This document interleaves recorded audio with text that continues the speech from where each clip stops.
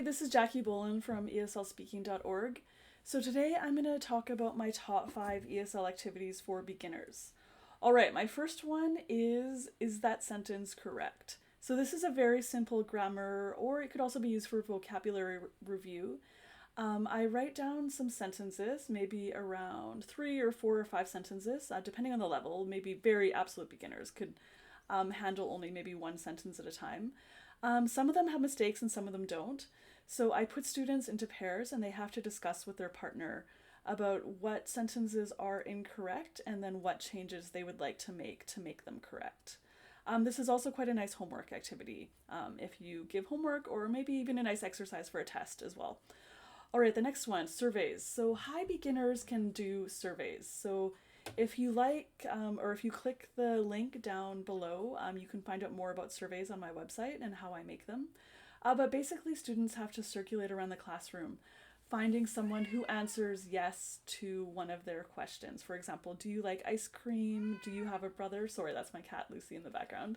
Are you from Busan, etc. And then once they find that person who answers yes to that question, they have to ask a follow-up question. For example, what's your favorite kind of ice cream? Or how often do you eat ice cream? Something like that. The goal is to find someone who answers yes to every single question on their survey, or just talk to a bunch of different people in the class. All right, the next one, concentration. So this is ideal for beginners who are learning new vocabulary words. So I'll make up a bunch of cards, and the way I do it depends on kind of the level. So some of them I'll have like a picture and then the vocabulary word or the word and then a description or opposites or something like that. Then I put students into groups of 4 and they place the cards face down in a random fashion. The first student chooses 2 cards. If they match, they keep them. If they don't match, they put them back in the same spot, and then it becomes a memory game. So students can keep playing until they have used up all the cards, or all the cards are complete. And this can lead into a whole bunch of other things. And it's a really nice way to review new vocabulary for students and to make it quite memorable. All right, the next one is a story timeline. So this is nice for beginners. You can find a simple story and then put each sentence or each action that happens on its separate piece of paper. And then students can go in small groups and they can put the story into the correct order. Or you could also read out the complete story or have students watch a video with the complete story and then do this activity after watching that, just as a way to test their listening comprehension skills as well. The next one, videos. I love to use videos in my classes. Obviously, students love them. But it's key to get the most educational value out of them.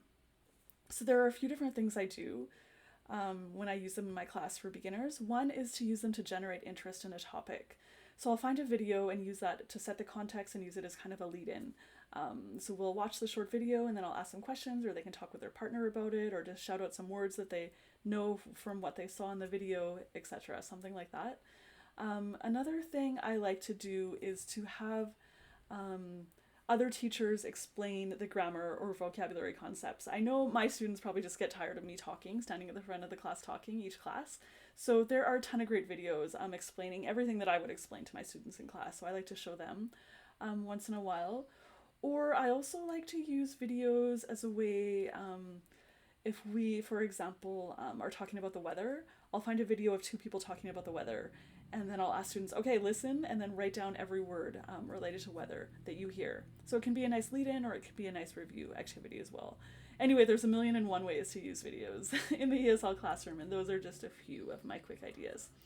All right, so those are my favorite ESL activities for beginners. If you like this video, please hit like, subscribe, leave a comment below and say hello. And I'll catch you next time, everyone. Thanks. Bye.